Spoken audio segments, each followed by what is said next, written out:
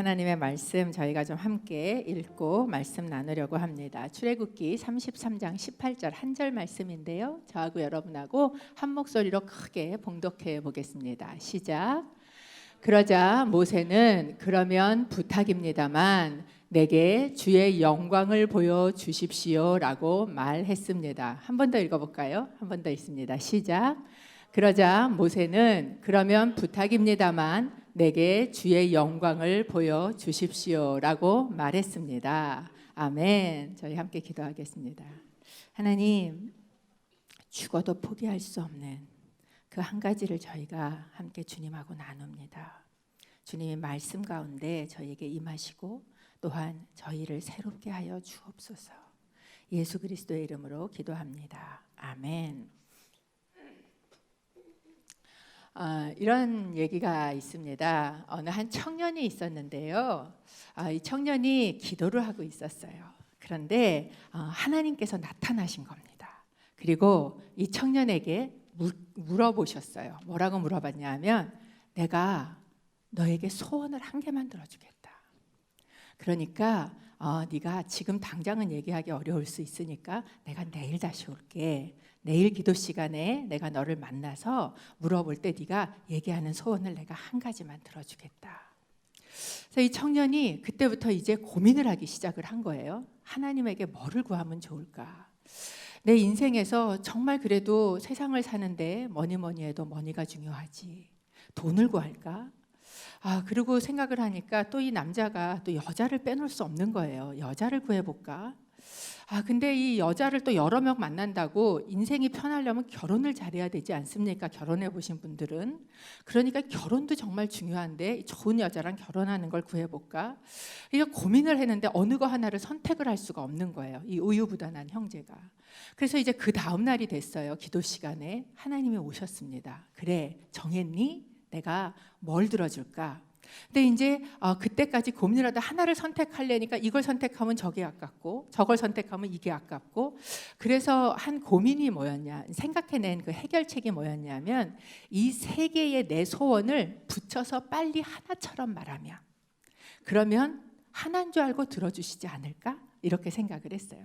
그래갖고 물어보니까 네, 결정했습니다. 그리고 얼른 얘기를 했어요. 돈 여자 결혼! 이렇게 하나로, 호흡을 하나로 붙여서 얘기를 했습니다. 그랬더니 하나님이 오케이, 알았다. 그리고 들어주셨대요. 그래서 돈 여자랑 결혼을 했다는 슬픈 이야기가 있습니다. 저희가 그 소원 3가지 이런 이야기들 알고 있지 않습니까? 하나님께서 만약에 여러분에게 한 개의 소원을 들어주시겠다라고 얘기를 하면 여러분 뭐를 구하시겠습니까? 제가 얼마 전에 이 성경을 이렇게 읽다가 이 오늘 읽은 그 본문을 읽게 됐는데 제 가슴을 이렇게 그 본문이 콱 쳤어요. 이 모세가 기도하는 하나님의 영광을 보여주옵소서. 이 모세가 구하는 게 제 가슴을 울렁하게 치는 거예요. 그래서 제가 이 본문을 언제 꼭 한번 말씀을 전하고 싶다 이런 마음이 있었는데 수요 예배에 그 기획을 하면서 죽어도 포기할 수 없는 한 가지가 무엇입니까? 이렇게 하고 올라온 거예요. 카톡창에 정해서 올리십시오. 근데 이 본문이 저한테 이렇게 불현듯이 생각이 났어요. 그래서 이 본문을 정했습니다. 사실 오늘 이 바로가 기도하고 있는, 이 구하고 있는 하나님의 영광, 그리고 구하고 있는 이 바로를 생각해 보면 여러분, 바로는요, 바로가 왜 나옵니까? 모세는요, 어떻게 얘기해도 찰떡같이 들으시죠? 이 모세는 바로 앞에서 이 기적을 10가지나 행했죠. 그리고 난 다음에 또 홍해를 마른 땅처럼 건넜습니다. 그리고 이제 광야길을 남자 장정만 60만 명이 되는, 그러니까 거의 200만이 넘는 그 많은 사람들을 끌고 이제 광야길을 가야 되는 그런 상황 가운데 있는 사람이에요. 근데 이 사람들이 그렇게 굉장히 젠틀한 사람들이냐? 그렇지 않아요. 물이 없으면 물이 없다, 밥이 없으면 밥이 없다, 불평투성이인 이 사람들을 끌고 이제 가야 되는 그 상황에 있는 게 바로 이 모세의 상황이었습니다. 그런데 이 모세가 그 상황 가운데 하나님에게 구했던 이 한마디 말이 뭐냐 하면 주의 영광을 보여 주옵소서라는 것이에요. 이것이 제 가슴을 치면서 울렁하게 했어요. 그러면서 저도 모르게 하나님 나도요 라는 말이 나오게 됐었습니다. 도대체 왜 이 상황이 나왔는가? 어떤 상황에서 왜 모세는 주의 영광을 구하고 있는가 하는 것을 아마 이 32장에서부터 33장까지 이야기로 여러분하고 함께 나누게 될 것입니다. 모세가 출애굽을 하고 2달쯤 걸려서 어디에 갔냐면 시내산에를 도착을 했습니다. 시내산에를 도착을 했는데 백성들이 쫙 진을 치고 있는데 하나님이 저 시내산 꼭대기에서 모세에게 올라오라 그러셨어요. 그래서 모세가 그 시내산 꼭대기에를 올라갔습니다. 올라가서 하나님 앞에 있으니까 하나님이 뭐를 주셨냐면 십계명을 주셨어요. 그래서 이 모세가 그 십계명에 대한 이야기를 듣고 내려와서 사람들에게 이야기를 했습니다. 하나님이 너희와 언약을 할 텐데 지금 언약을 너희랑 하기를 원하시는데 그 언약법이 뭐냐? 그것이 십계명이다. 이게 언약법이거든요. 마치 결혼식을 하듯이 이제 이러이러한 언약을 너희가 하나님한테 맺겠느냐라고 물어봤어요. 그게 이제 20장에서 한 23장까지 나오는 내용입니다. 그러니까 백성들이 뭐라 그랬냐면 오케이, 저희가 그 언약법을 지키면서 하나님과 언약식을 맺고 언약 백성으로 살겠습니다 라고 이야기를 했어요. 그러니까 이제 백성들의 대답을 듣고 다시 모세는 2차 등반을 합니다. 시내산을 다시 올라가요. 그래서 하나님한테 백성들이 하나님 그렇게 하겠답니다. 그러니까 이제 이 언약 백성으로 사는 이 언약식은 뭐랑 같냐면 결혼식 같거든요. 그러니까 이제 결혼할래? 예, 결혼하겠습니다. 그러니까 이제 결혼을 하려면 여러분 얼마나 세세히 결혼 준비해 보셨죠? 준비할 게 얼마나 많습니까? 그러니까 세세히 하나님하고 결혼해서 사는 언약 백성으로 살아가는 법을 세세히 이게 하나님하고 이야기를 한 거예요. 그게 뭐예요? 그게 성막을 짓는 거, 제사를 하는 법, 이런 거를 아주 세밀하고 소상하게 이제 하나님하고 이야기를 합니다. 그러다 보니까 시내산에서 2차 등반을 올라갔던 모세가 며칠을 있었냐면 40일을 무려 그 위에 올라가 있었어요. 그랬는데 이제 32장 1절에 보면 모세가 오랫동안 내려오지 않았다. 그러니까 40일 동안 내려오지, 한 달 열흘이 지나도 내려오질 않는 거예요, 모세가. 오랫동안 내려오지 않으니까 이 백성들이 아론에게 찾아갑니다. 그래서 뭐라 그러냐면 이 모세가 지금 산 위에 올라가서 죽었는지 살았는지 알 수 없다는 거예요. 그러니까 우리를 인도할 신을 네가 빨리 만들어 달라는 겁니다. 그래서 만들었던 게 뭐예요? 그게 금송아지를 만들게 됐었습니다. 왜 백성들이 모세가 내려오지 않으니까 가서 금송아지를 만들어 달라고 그랬을까? 두려워서 그랬을 거예요. 모세가 눈앞에 있을 때에는 모세를 보면 하나님이 우리와 함께 하고 계시다는 게 정말 피부로 느껴졌어요. 막 기적이 일어나지 않습니까? 홍해가 갈라지지 않습니까? 만나가 내리지 않았어요. 그러니까 모세를 보면 그래, 하나님이 모세를 통해서 우리를 인도하고 계시지, 하나님이 우리를 인도하지라는 게 눈으로 뭐 했어요? 보였어요. 그런데 눈으로 보이는 모세가 없어지니까, 그러니까 이 백성들 안에 뭐가 들어왔는가? 두려움이 찾아 들어왔다 하는 것이에요. 하나님께서 아무리 내가 너 인도해 왔잖아, 앞으로도 내가 너 인도해 갈 거야, 너를 인도하고 있는 것은 이 땅이 아무리 마른 광야 땅이고 이 땅이 아무리 아무 것이 없는 척박한 땅인 것 같아 보여도 이 땅에서 너를 먹이고 살리는 건 나 하나님이야 라고 이야기를 하시는데도 이 백성들은요, 눈에 보이지 않으면 그것을 믿을 수 없었다라는 거예요. 눈에 보이는 것만 신뢰하게 되는 사람들, 하나님이 눈에 보이지 않는다고 하나님을 믿지 못하고 신뢰하지 못하는 사람들은 반드시 우상을 만들게 되어 있습니다. 그러다 보니까 눈에 보이지 않는 하나님을 신뢰하기보다는 눈에 보이는 증거가 필요한 거예요. 눈에 보이는 증거, 바알을 만들어야 돼요. 아세라를 만들어야 돼요. 금송아지를 만들어야 돼요. 그러다 보니까 대대로 하나님을 눈에 보이지 않는 하나님을 신뢰하지 못한 인간들은 우상을 만들어 오고 살았습니다. 로마 시대, 그리스 시대 다 신들을 만들고 우상을 만들었어요. 중국, 일본 다 만들었습니다. 미국은 어떻습니까? 제가 생각할 때 미국은 가장 전 세계에서 큰 금송아지 제조국인 것 같습니다. 뉴욕에 가시면 월스트리트에 금송아지, 금은 아니지요. 큰 황금 송아지라고 이야기하는 그 송아지가 떡 버티고 있습니다. 거기에 가서 뭘 만지면 돈이 많이 들어오고 잘 된다고 사람들이 다 거기 가서 하나씩 한 번씩 이렇게 만지고 오지 않습니까? 뭐예요? 눈에 보이지 않는 하나님을 신뢰하지 않으면 눈에 보이는 우상을 만들게 되어 있다라는 것을 보여줍니다.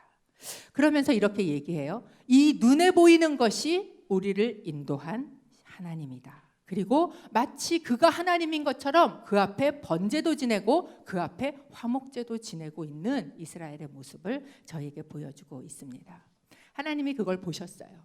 그러니까 하나님이 얼마나 이 백성에게 실망을 하고 지금 결혼식을 앞두고 하고 있는 일이니까 마치 결혼식을 앞두고 딴 남자 데리다가 하고 있는 것 같은 그 모습을 보고 하나님이 얼마나 속이 상하시고 얼마나 화가 나셨는지 출애굽기 32장 7절에 이렇게 이야기를 하십니다. 출애굽기 32장 7절 같이 읽어볼까요? 시작. 그때 여호와께서 모세에게 말씀하셨습니다. 너는 내려가거라. 하나님께서 그 백성을 끌고 지금까지 인도해 왔어요. 그런데 내가 안 보인다고 나를 안 믿냐? 그러니까 하나님이 뭐라 그러셔요? 네가 이집트에서 이끌어낸 네 백성이 지금 뭐 했구나? 타락했구나.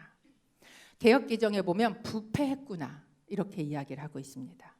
보이는 것만 믿어지냐? 보이는 것만 믿으려고 하느냐? 그런 사람은 썩었다라고 이야기를 하시는 거예요. 그리고 마치 썩어낸 부위를 다 잘라내듯이 내가 이 백성을 싹 다 여기서 죽여버리고 모세 너를 통해서 내가 새 민족을 만들어내겠다. 이렇게 이야기를 하셨습니다. 그러니까 모세가 거기에서 하나님을 붙들고 간언 중보를 합니다. 이렇게 이야기를 해요. 하나님, 이 사람들은 안 믿지만 이 사람들을 이끌어내온 것은 내가 아니고 하나님의 그 능력과 강한 손으로 이들을 이끌어내지 않았습니까? 이들이 내 백성이 아니라 주님 백성들 아닙니까? 그걸 좀 기억해 주시고 제발 그 뜻을 돌이켜 주십시오. 그러니까 하나님께서 다 죽이겠다, 진멸하겠다 하신 뜻을 뭐 하세요? 돌이키십니다. 그렇지만 이 일로 인해서요, 그 이스라엘 백성 안에 3,000명이나 죽어나가는 그런 일이 생기게 되었어요. 그리고 난 다음에 이제 33장이 시작하면서 하나님께서 이렇게 이야기하십니다. 33장 1절에 여호와께서 모세에게 말씀하셨습니다. 너와 네가 이집트 땅에서 이끌어낸 이 백성들은 이곳을 떠나 내가 아브라함과 이삭과 야곱에게 내 자손에게 주겠다라고 맹세한 그 땅으로 올라가거라. 3절에는 적과 꿀이 흐르는 그 땅으로 올라가거라. 그러나 나는 너희와 함께 올라가지 않을 것이다. 너희는 목이 곧은 백성들이니 여차하면 내가 가는 도중에 너희를 멸망시킬지 모르니 말이다. 하나님은 어떤 하나님이십니까? 신실하신 하나님이에요. 하나님은 약속을 지키시는 하나님이십니다. 하나님이 어떤 약속을 하셨어요? 가나안 땅을 주시겠다고 아브라함 때부터 약속을 하셨어요. 그러니까 내가 아브라함 때부터 한 그 약속 내가 지키마. 약속은 지키겠다. 그러니까 너는 네가 끌고 나온 그 백성 데리고 너는 그리로 올라가라. 내가 안전하도록 천사도 보내주겠다. 그러나 나는 가지 않겠다. 이 말은 꼭 뭐 같냐면 결혼식을 다 준비했어요. 집도 장만하고 예물도 준비하고 다이아 반지도 준비하고 선물도 잔뜩 준비하고 옷도 사고 다 했어요. 그런데 지금 그 신부에게 신랑이 내가 결혼 선물도 주고 내가 너 집도 주고 내가 너에게 주려고 했던 건 다 줄게. 근데 나는 너랑 결혼은 안 해. 이거와 같은 그 하나님의 말씀이셨던 거예요. 하나님께서 함께 가지 않겠다라고 말씀하세요. 근데 가지 않는 이유를 이렇게 얘기하십니다. 하나님은 너무 거룩하세요. 근데 이 백성은 전혀 하나님의 거룩함하고 비슷도 하지 않아요. 목이 곧아요. 악해요. 그러니까 내가 같이 너랑 가다가는 나의 거룩이 때문에 내가 분노가 바뀌어서 너를 죽일 수도 있기 때문에. 하나님이요, 화가 머리끝까지 났는데도 백성을 뭐 하고 계세요? 위하고 계세요. 제가 보면 참 하나님 화내는 중에서도 혹시 내가 죽일까 봐 이 걱정을 하고 계시는구나 이런 마음이 듭니다. 그리고 하나님께서 그러니까 나는 같이 가지 않겠다. 여러분, 용서와 화해는 다른 단어입니다. 용서라는 것은 무엇인가? 용서는요, 죄를 지었어요. 그러면 죄의 값을 치러야지 되죠. 그런데 용서했다는 얘기는 죄의 값을 치르지 않도록 죄의 값을 면해주는 거예요. 죄를 지었으면 죽어야 돼요. 진멸돼야 돼요. 그런데 그 죄의 값을 치르지 않고 이 백성이 진멸되는 것을 멈췄어요. 용서하신 겁니다. 그러나 화해는 달라요. 화해는 무엇이에요? 화해는 단순히 그 죄의 값을 치르지 않게 하는 문제가 아니고 관계가 뭐 돼야 돼요? 회복되는 게 화해예요. 그렇기 때문에 이 화해를 위해서는 중간에 화해자, 중보자가 필요합니다. 그래서 모세가 이제 그 전에도 중매자 역할을 했던 것처럼 이제 다시 그 중보자 역할을 합니다. 하나님 앞으로 나가요. 그게 어디였냐면 회막입니다. 그래서 그 당시에 성막이 지어지기 전이기 때문에 천막을 하나 진 밖에다 쳐놓고 그리고 하나님을 만나러 그 뒤로 들어가는 모습을 보여주고 있어요. 그리고 그곳에 들어가서 하나님하고 이야기를 나눕니다. 그런데 33장 11절에 보면 개역개정에 이렇게 되어 있어요. 모세와 친구처럼 이야기하셨다. 우리말에는 뭐라고 되어 있냐면 얼굴과 얼굴을 맞대어 대면해서 이야기했다라고 이야기를 합니다. 하나님과 이제 이 일을 놓고 모세가 무슨 이야기를 친구처럼 얼굴을 맞대고 했을까? 그것이 33장 12절부터 저희에게 해주는 이야기입니다. 12절 저희가 좀 같이 읽어보겠습니다. 시작. 모세가 여호와께 말했습니다. 주께서 내게 이 백성을 이끌라고 줄곧 말씀해 오시지 않으셨습니까? 그러나 나와 함께 누구를 보내실지 알려주지 않으셨습니다. 주께서 말씀하셨습니다. 내가 너를 이름으로 알고 너는 내게 은총을 입었다라고 말입니다. 이 말은 이런 말입니다. 하나님, 제가 이 백성을 내가 좋아서 하겠다 그랬습니까? 내가 그렇게 안 하겠다고 그러는데 하나님께서 하라고 계속 얘기해서 이 백성을 나한테 끌고 가라 그러지 않았습니까? 거기에다 내가 못한다고 그러니까 누구까지 붙여주면서 아론까지 붙여주면서 너 이 백성 끌고 가라 라고 저한테 얘기하시지 않았습니까? 그런데 하나님이 붙여준 그 아론이 지금 뭐를 친 거예요? 사고를 친 거예요. 그러니까 그럼 도대체 내가 누구를 믿고 누구랑 같이 도대체 이 사역을 감당할 수 있겠습니까? 하나님이라고 이야기를 하고 있는 것입니다. 그러면서 하나님이 저를 이름으로 안다 그러셨잖아요. 여러분, 사람이요, 이름으로 안다는 의미가 무엇일까요? 버락 오바마 대통령이 사람들이 알아요, 그를. 그렇지만 그 사람 앞에서 각하 이렇게 얘기를 하는 사람이 있고 하이 버락 이렇게 얘기하는 사람이 있어요. 더 나아가서는 뭐 이 버락 오바마 대통령의 애칭이 베리래매요. 하이 베리 이렇게 얘기하는 사람이 있을 거예요. 친구가 되면 뭐를 불러요? 미정아 이렇게 부르는 것처럼 이름을 부르는, 여러분 이렇게 하나님과 나하고의 관계가 이렇게 친밀한 관계, 그렇게 나를 아신다고 하지 않았습니까? 거기에다가 유대인들에게 이름이란 굉장히 특별한 의미입니다. 이름이란 것은 인격이에요. 그 사람의 전 존재예요. 모세가 하나님한테 물었어요. 하나님은 누구십니까? 내가 하나님이 누구라 그래요? 그러니까 하나님이 자기를 설명하는데 뭘 가르쳐 주세요? 이름을 가르쳐 주세요. 나는 여호와다. 이름이란 그 사람의 전 존재 인격을 나타내고 있어요. 그렇기 때문에 그 사람 존재가 바뀌면 하나님이 그 사람의 뭐를 바꾸십니까? 이름을 바꿔요. 그러니까 하나님이 이름으로 누구를 안다라고 얘기할 때는 그 사람을 어떻게 아는 거예요? 속 깊은 전 존재를 다 알고 계신다라는 것을 이야기한다. 내 속을 지금 하나님 다 알고 계시지 않습니까? 나를 이름으로 아시지 않습니까? 이게 모세의 이야기입니다. 근데 여러분, 누가 나에 대해서 다 알아요. 근데 그것이 항상 좋은 건 아니에요. 누가 나를 정말 싫어하는 사람이 나에 대해서 다 아는 것처럼 끔찍한 일은 없습니다. 그런데 하나님이 나를 다 알아. 그런데 그 하나님이 나에 대해서 어떤 분이에요? 그 하나님 앞에 내가 은총을 입은, 이 원어로 표현을 하면 하나님의 눈에 은혜를 입었다라는 뜻입니다. 그러니까 하나님이 나를 다 이름으로 알아. 전 존재로 나를 아셔요. 그런데 하나님 눈에 나를 보면 뭐가 뿅뿅 떠요? 하트가 뿅뿅 떠요. 그렇게 하나님이 나를 은혜를 주는, 사랑하는, 은총을 입은 자다라고 이야기를 하고 있는 것입니다. 여기에 보면 이 기도의 내용을 보면 여러분 이 모세가 하나님하고 어떤 관계인지를 알 수 있습니다. 얼마나 하나님하고 친밀한 관계인지가 보이는 기도가 바로 이 하나님하고의 대화입니다. 사실 기도를 보면 그 사람이 하나님하고 관계가 어느 정도인지가 보입니다. 어떤 사람은 그 기도가 정말 하나님하고 진짜 친한 모습이구나라는 게 보이는 분이 있고, 아직도 하나님이 저만큼 있구나라는 게 보이는 기도가 있어요.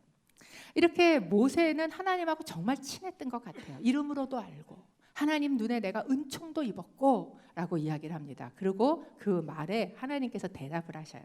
14절입니다. 함께 읽어볼까요? 시작. 여호와께서 대답하셨습니다. 내가 친히 너와 함께 가겠다. 내가 너를 무사하게 할 것이다.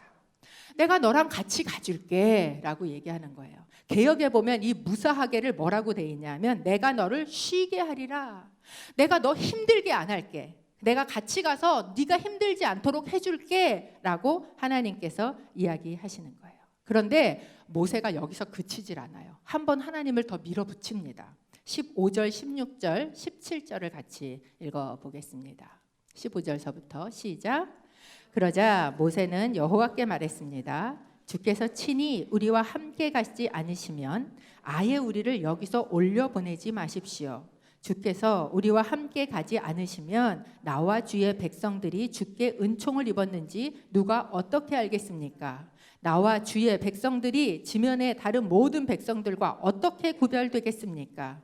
그러자 여호와께서 모세에게 네가 말한 그대로 내가 하겠다. 네가 내 은총을 입었고 내가 너를 이름으로 알기 때문이다 라고 말씀하셨습니다.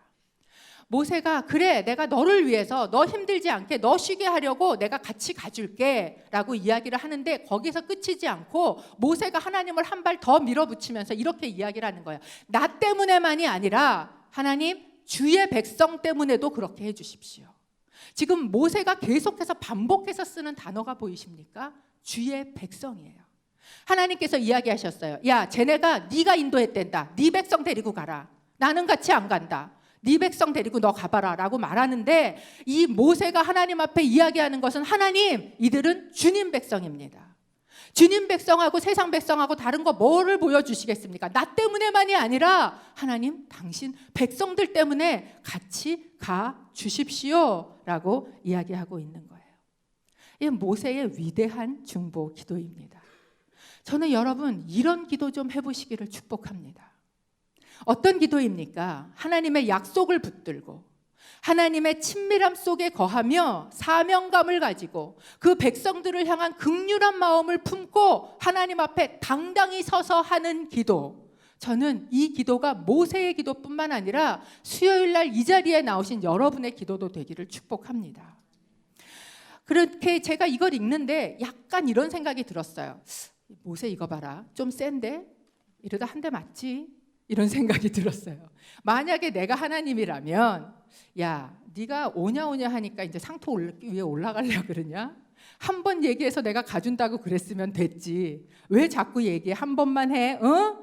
이렇게 이야기할 수도 있을 텐데 하나님께서 이렇게 모세가 어떻게 보면 좀 무례하게 어떻게 보면 감히 하나님께 이렇게 이야기하면서 막 내밀고 있는데 하나님의 대답이 이렇게 이야기를 하셔요. 그래 내가 그대로 해줄게. 네가 말한 그 모든 것을 내가 그대로 하겠다. 내가 너만 위해서가 아니라 이 백성을 위해서도 내가 그렇게 하겠다. 이렇게 백성을 위해 주는 건 너 때문이야. 내가 너를 사랑하기 때문이야. 이 하나님의 정말 약한 모습을 보게 됩니다.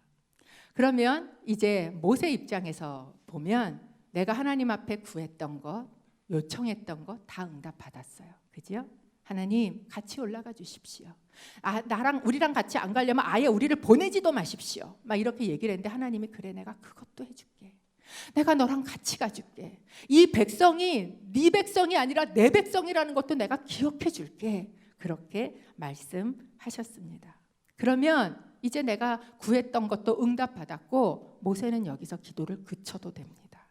그런데 모세가 거기서 기도를 그치지 않아요. 그리고 마지막 기도를 한 번 더 합니다. 33장 18절 저희가 같이 한 번 더 읽겠습니다. 시작. 그러자 모세는 그러면 부탁입니다만 내게 주의 영광을 보여주십시오 라고 말했습니다. 아마 이 기도를 하면서 하나님을 이렇게 밀어붙이면서 그러면서 모세는 하나님의 눈빛을 보았을 거예요.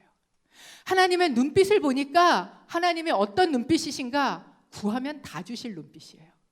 내가 뭐를 구하던 하나님께서 다 주실 것 같은 거예요.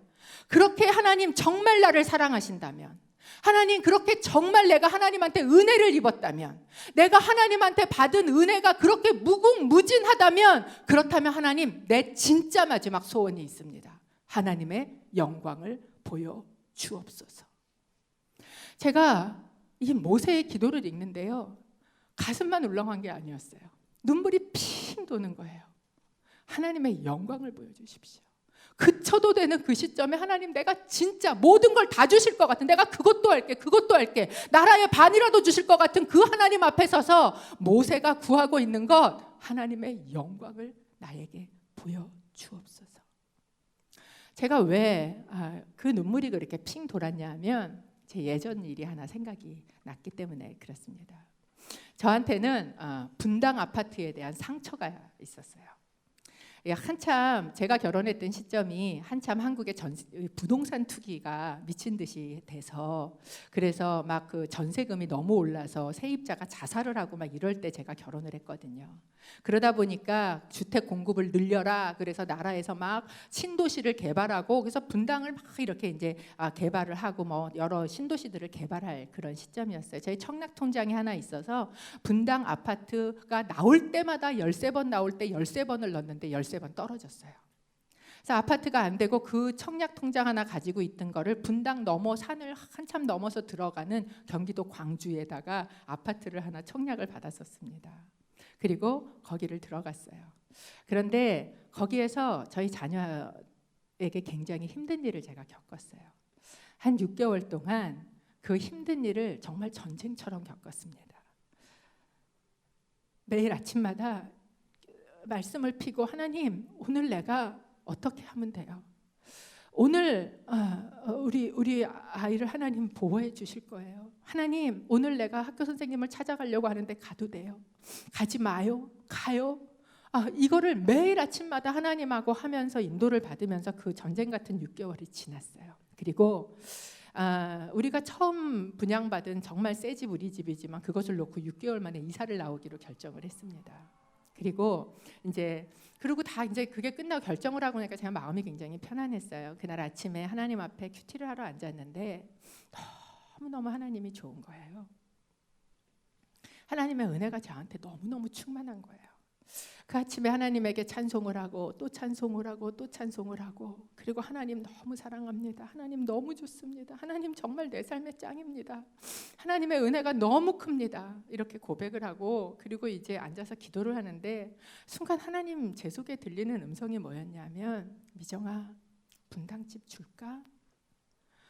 너무 생생한 거예요. 내가 그 집 줄까? 거기에? 그러는데 제가 그 느낌이요, 하나님 주세요 그러면 주실 것 같아요. 그래서 이 순간에 줄까 그러시는데 내가 달라 그럴까 이 생각이 들었어요. 그러다가 제가 하나님 앞에 이렇게 이야기를 했습니다. 아니요 하나님, 나 이제 분당집 필요 없어요. 난 하나님이면 돼요. 내가 다시는 그쪽 안 쳐다볼 거예요. 나 이제 거기 가서 살려고 생각도 안 할 거예요. 그렇게 이야기를 하고 나니까 얼마나 제 안에 그 가지고 있었던 상처가, 그때 분당에 대한 그 쓰림과 상처가 다 씻어지는 것 같은 그런, 분당에서 살다 오신 분 계시면 죄송합니다. 그만큼 천당 밑에 분당이잖아요. 좋다는 얘기예요.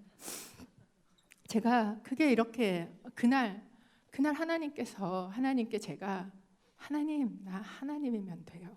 나 그거 안 주셔도 돼요. 그리고는 다시 또 한 10년을 전세를 전전해 가면서 살았어요. 지금도 생각해 봅니다. 그때 생각이 이 본문을 읽는데 제가 난 거예요. 그때 만약에 내가 하나님 주세요, 나 분당 살아보고 싶어요, 그리고 거기 들어가서 저는 그렇게 얘기했으면 하나님 주셨을 거라고 믿습니다.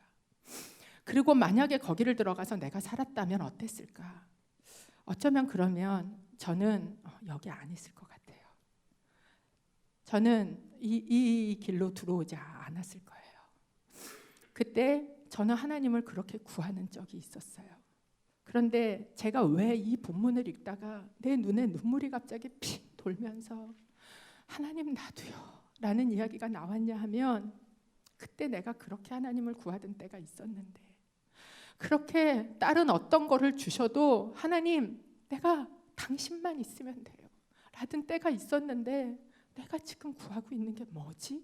라는 생각이 들었기 때문입니다. 모세가 진짜 원했던 게 뭘까? 그가 잘 사역하는 걸 원했나?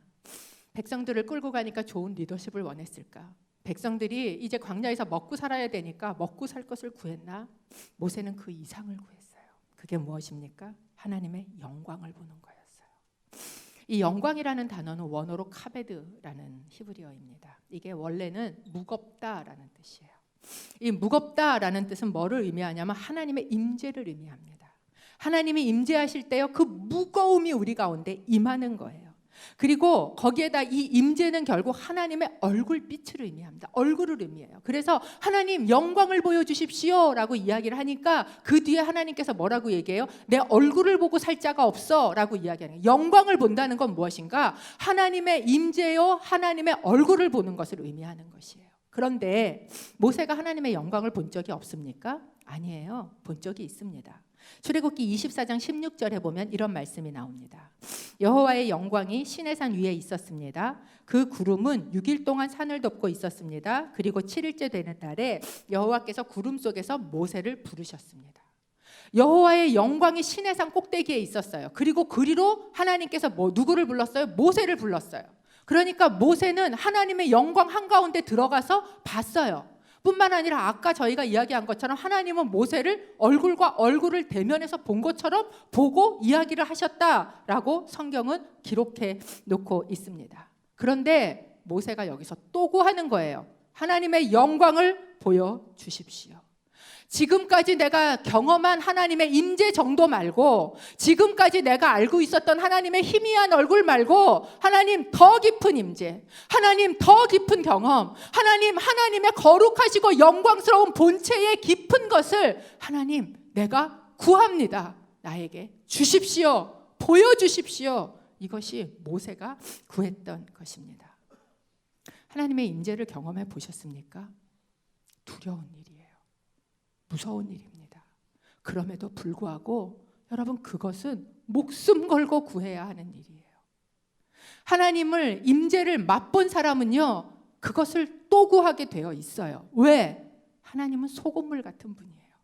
마셔도 목마른 분이 하나님의 임재예요. 하나님의 영광이에요. 그렇기 때문에 그것을 한번 맛본 사람은 또 구하고, 하나님 더 깊은 것을, 하나님 더 깊은 임재를, 하나님 내가 하나님의 얼굴을 더 알기를 원합니다 라고 구하는 것이, 이것이 하나님의 영광을 구했던 모세의 기도다라는 겁니다. 하나님 이거 주십시오. 하나님 저거 주십시오. 그분 손에 가득 들린 그 선물 보따리를 내 손에다 언제 쥐어주시는지 그것을 보는 게 아니라, 하나님 이 선물, 하나님의 손 말고 하나님의 얼굴이요, 하나님의 영광을 보여주십시오. 그렇게 이야기하시는 것. 모세의 기도가 끝난 후에 출애굽기가 끝나면서 하나님의 영광이 어디에 있는 줄 아십니까? 시내산 꼭대기에 있던 하나님의 영광이요, 진 한가운데 성막에 임하십니다. 출애굽기 40장 34절은 이렇게 얘기를 해요. 그때 구름이 회막을 덮고 여호와의 영광이 성막에 가득했습니다. 산 꼭대기에 있었던, 그래서 백성들은 감히 가까이 갈 수도 없었던 그 하나님의 영광이요, 이제 그 하나님의 영광을 보여주십시오라고 구하는 그 사람의 기도를 통과하고 난 그 백성의 진 한가운데, 그렇게 성막을 짓고 난 그 한가운데에 하나님의 임재가 내려온다는 거예요. 임마누엘 하시는 하나님, 그 가운데 계시다라는 겁니다. 저는 이 저녁에 여러분이 뭘 구하러 오셨는지 모르겠어요. 그런데 죽어도 포기할 수 없는 내 삶에 죽어도 놓을 수 없는 그 한 가지, 그것을 구하라고 한다면 하나님의 영광, 하나님의 임재, 하나님 내가 그것을 구하기를 원합니다. 그것이 저의 소원이고 그것이 여러분의 소원이 되기를 바랍니다.